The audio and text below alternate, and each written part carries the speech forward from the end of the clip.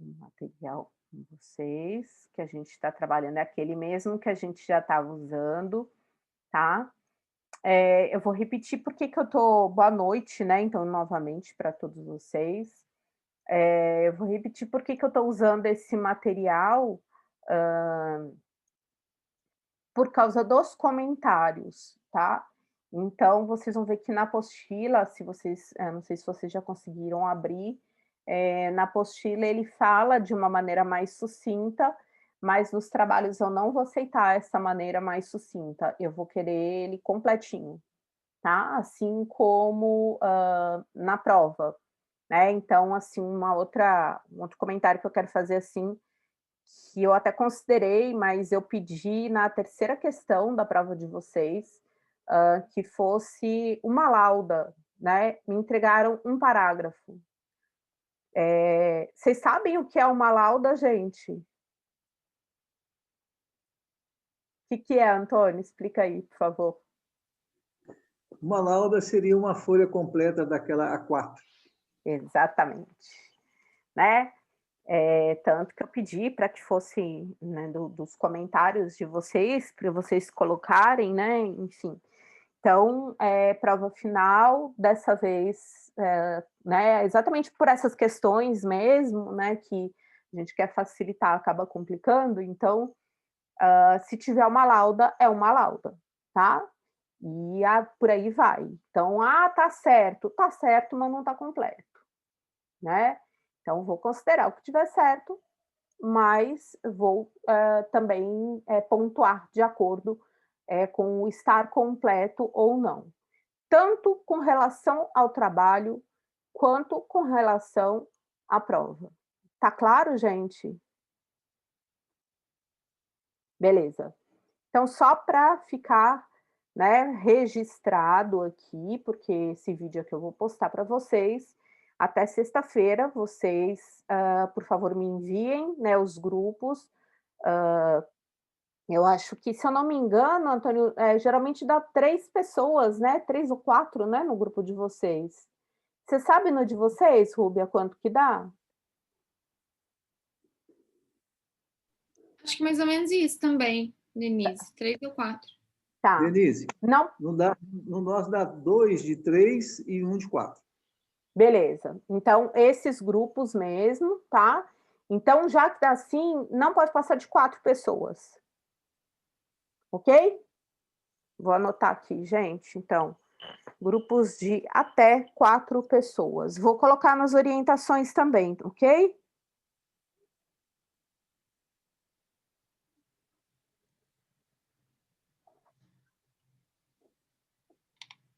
Aí vocês podem manter aqueles grupos que vocês usam mesmo, que não tem problema, tá? Os mesmos das provas. É porque às vezes me mandam individual. Eu não quero individual, tá? Eu quero em grupo. Então, voltando aqui, gente, que tem muita coisa para ser falada ainda sobre esses documentos, né? Peraí, deixa eu dar uma olhada aqui. Raquel, vamos ter que dividir aí, tá? Porque vocês têm esse grupo que está gigante e tem gente que está com 2 pessoas, tá? Então, até 4 pessoas mesmo, ok? Porque senão ficou muito assim, gente que me entregou individual e vocês com um grupo de 5, né? Eu achei que não tinha, entendeu? Que dava 4 pessoas, mas não. Então tá muito discrepante, tá? Então, até 4 pessoas mesmo, ok? Vamos lá, gente, vamos começar então. A gente está trabalhando aqui com a produção de documentos, tá? Como eu já tinha, né, falado para vocês na última aula, teve essa questão, né, das modificações aí dos documentos, inclusive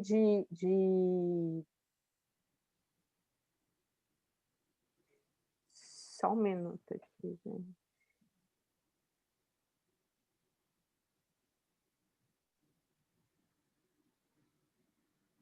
É aluno, tá, gente? Só um minuto aqui.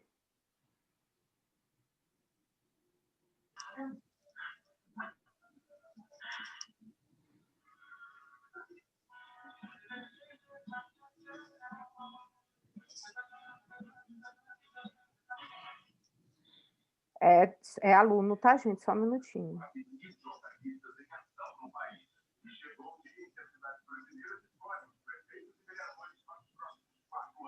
Domingo, a partir de 6h30 da manhã, você acompanha aqui na Globo a cobertura completa das eleições 2020. Ok. E, claro, os resultados em tempo real. Gente, quem precisar, tiver alguma questão, pode me mandar aqui que eu respondo imediatamente, tá? Enfim, vamos lá, desculpa a interrupção aqui, mas era importante. Então, como eu havia falado para vocês, a gente até discutiu, né, algumas questões aqui, né, a gente falou até, eu dei alguns exemplos, né, o Antônio falou sobre aquelas questões da aposentadoria, né, a gente finalizou a aula falando sobre aquele caso que eu contei para vocês,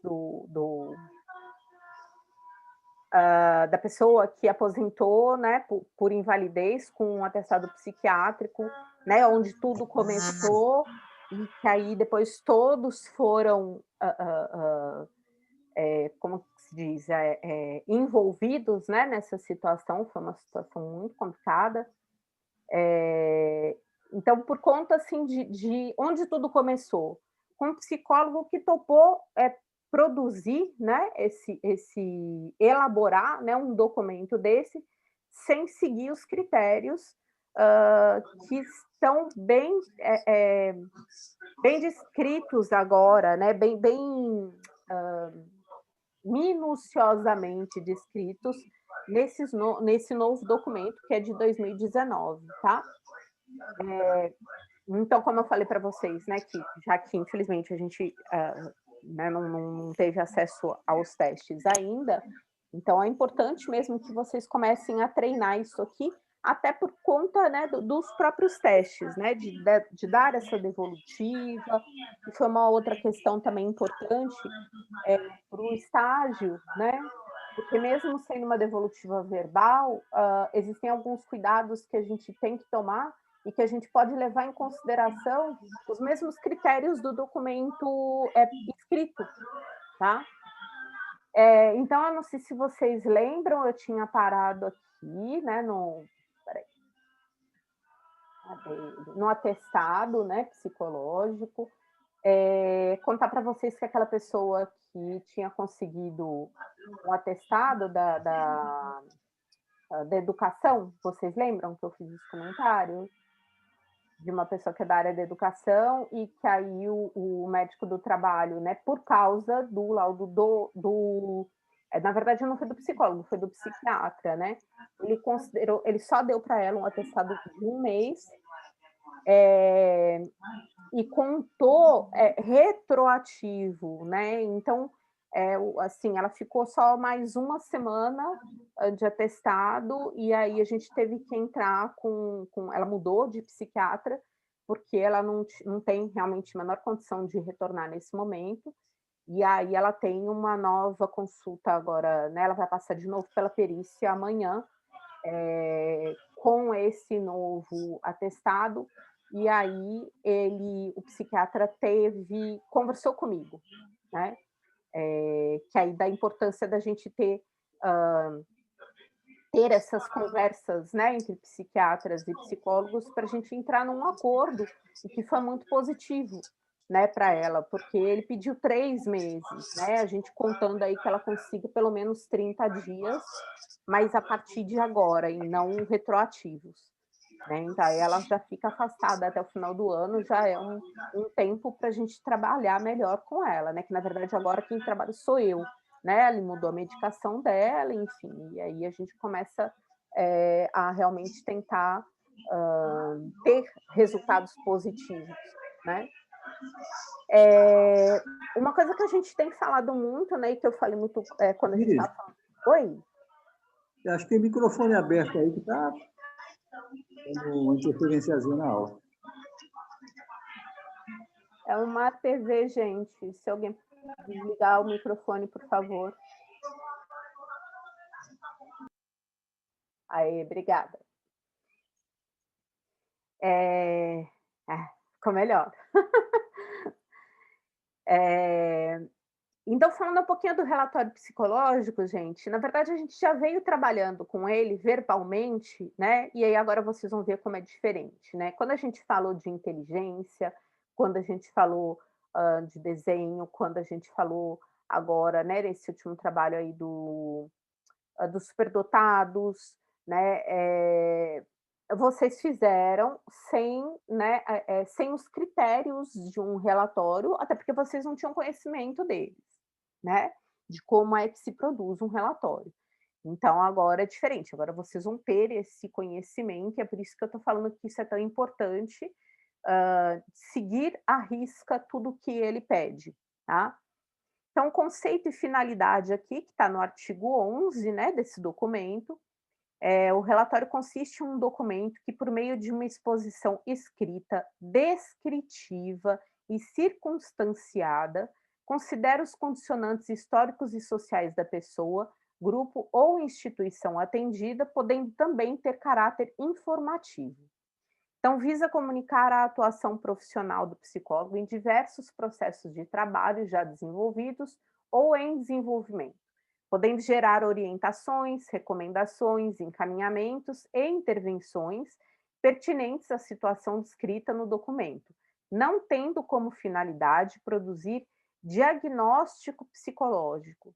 Então, isso é um erro muito comum, gente. Às vezes a pessoa vai lá, entendeu? E coloca, né, principalmente quando existe um relatório individual, né? Em grupo isso já é mais difícil, em empresa já é mais difícil, mas individualmente as pessoas colocam lá no relatório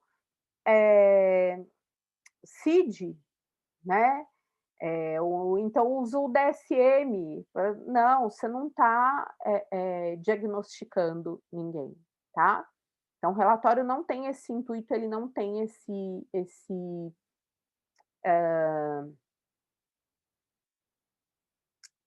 palavra que eu posso usar,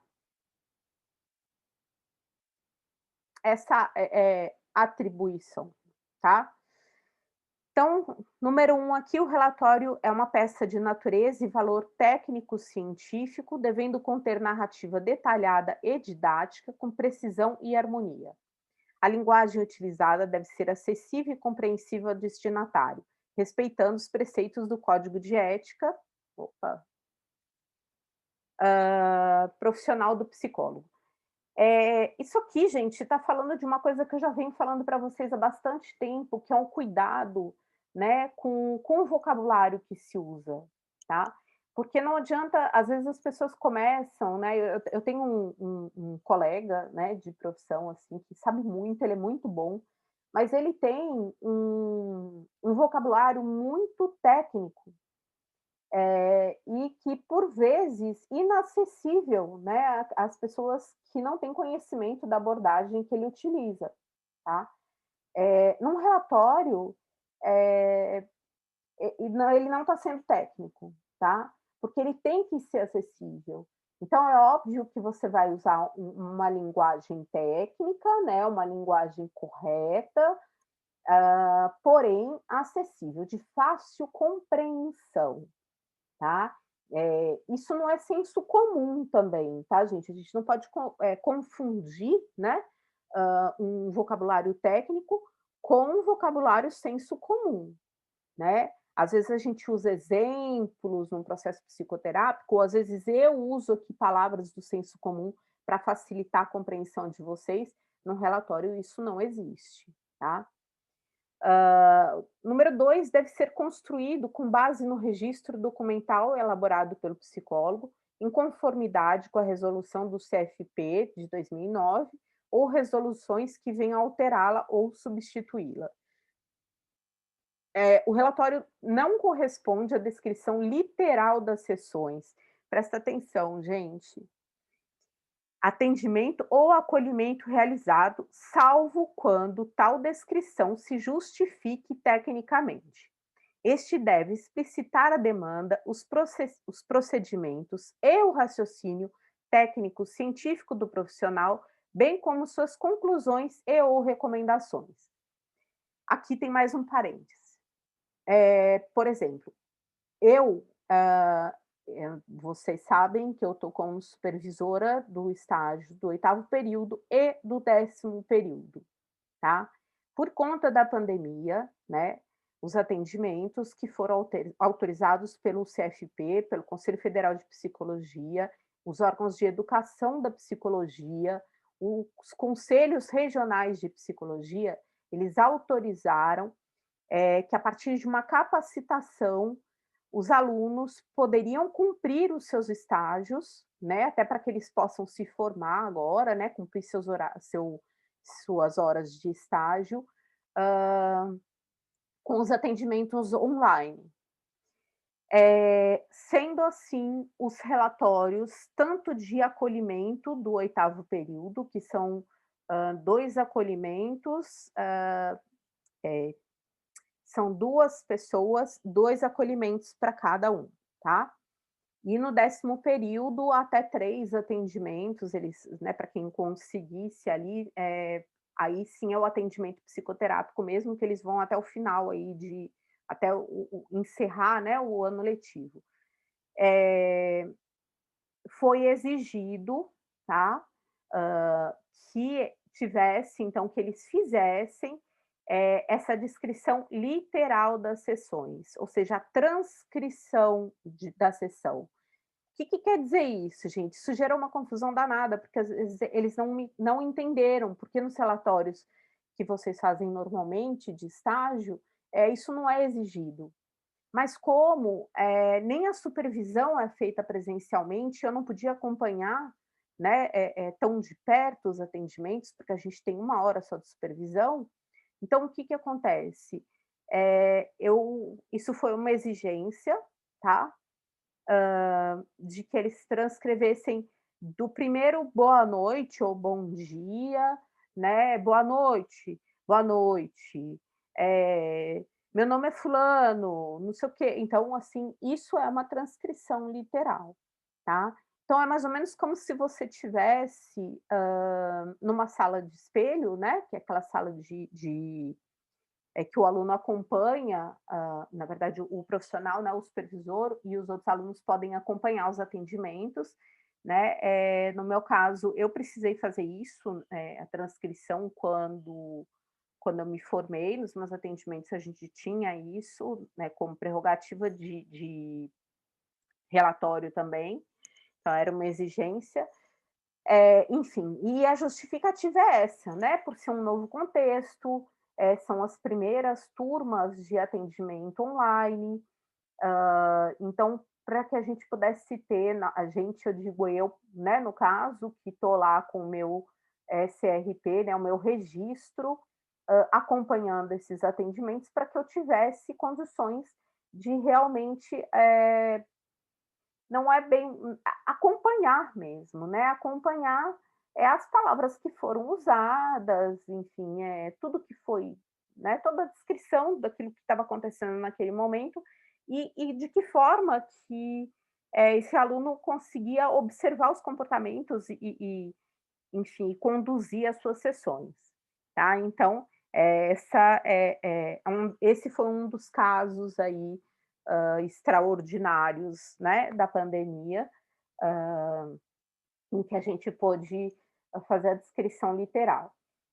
Repetindo, normalmente não é preciso que se faça isso, ok? Qual é a estrutura, então, desse documento, né? Então, o relatório ele deve apresentar as informações da estrutura detalhada abaixo em forma de itens ou texto corrido.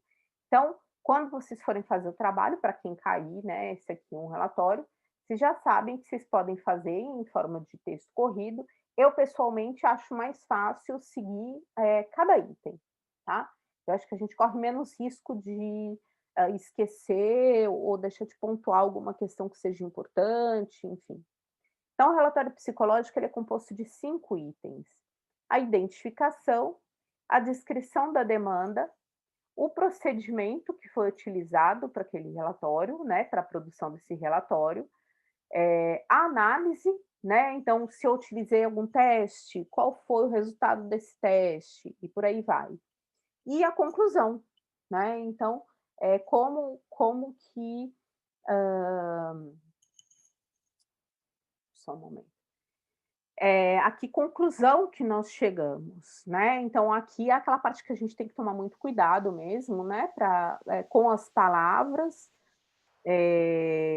com os termos técnicos, né? Com o cuidado em não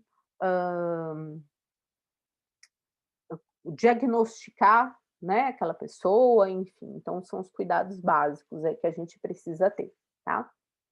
Nessa identificação aqui, então nesse item o psicólogo deve fazer constar no documento, né, o título, relatório psicológico, no número 2, nome da pessoa ou instituição atendida, identificação do nome completo ou nome social completo e, quando necessário, outras informações sociodemográficas. Então, da onde que se é de uma... isso acontece mais assim, por exemplo, você vai produzir um relatório para uma escola, né? Eu já falei para vocês que as escolas hoje elas têm um modelo específico, porque pedia-se muito os relatórios e, às vezes, assim, os professores nem tinham condições de fazer isso, né? Condições de observação, enfim. Então, existe ali um relatório que é basicão mesmo, só com as informações necessárias e autorizadas pela escola. Gente, vai cair aqui, eu vou parar nesse demográficas aqui, tá? Eu vou encerrar aqui, só para a gente voltar rapidinho, ok? E não cortar a minha fala. Só um momento, por favor.